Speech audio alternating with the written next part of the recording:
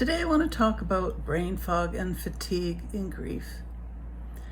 It's a subject I could really talk a lot about because I've struggled a long time with it, particularly after my husband died, but as a result of some physical issues prior to that. It's a reality of grief, especially in that gut-wrenching, shocking early stage of grief. The good news is that these effects will clear up. Our thinking processes and physical stamina will return. The challenge is no one can tell us when that will be. Normally, we take care of the business of living, our paid work, our volunteer work, helping friends and neighbors, having fun and generally contributing to society, and we have enough energy for all of it.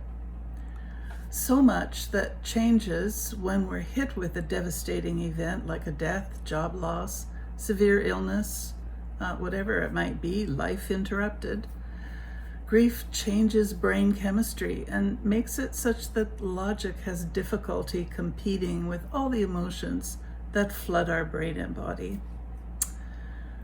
Brain fog and fatigue hit each of us differently.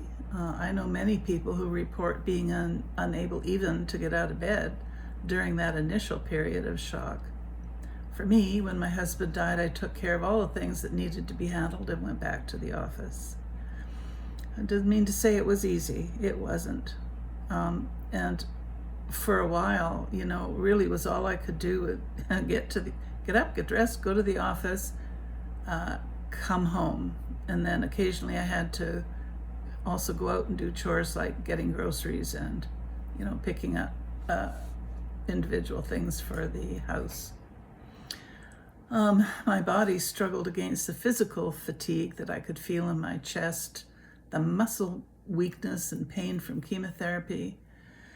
In fact, until I retired, I only had enough energy to go to work and get some basic chores done. When I retired, I struggled even to get my grocery shopping done until a friend introduced me to home delivery. When I did go out, I might have had 3 or 4 things to do, but honestly, I would return home after getting only one done. During the first 4 years, I had no capacity to help others. I was the one needing help. I hired help when I needed to, and I called on dear friends who were willing to do what they could. And between both, I was helped to shop, get to appointments, assemble furnishings, reorganize my home. Other people took things to thrift stores or the recycle outlet. And in that time, I wrote a poem about it. So I'm going to share that with you. It's called Laundry and the Bed. Yesterday I did laundry.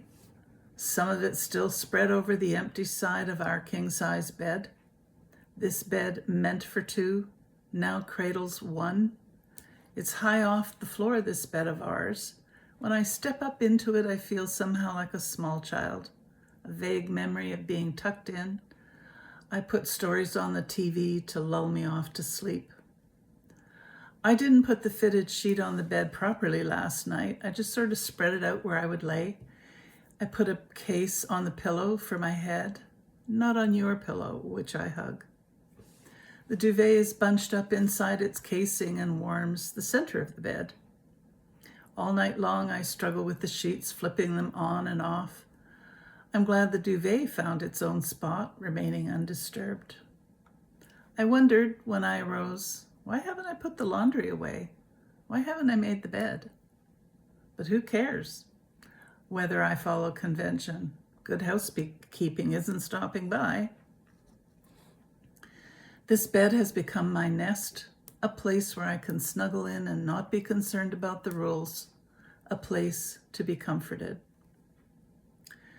Well, it's been over 5 years now, and I've formed a new life. I'm no longer a wife, but an independent person who's found a way to share the wisdom of my experience and my witness of other people's stories.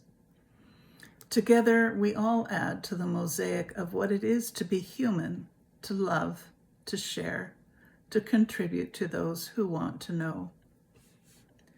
We can talk about it. Just go to www.letstalktogether.ca and book some online time with me if you like. There is a light out of the darkness of brain fog and fatigue. If you found this helpful, kindly give it a thumbs up, subscribe, ring the bell, and share it, and leave a comment. Check the notes below.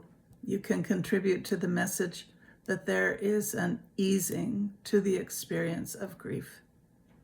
I am a grief coach, writer, and poet. I live in Victoria, BC, Canada. I wish you well.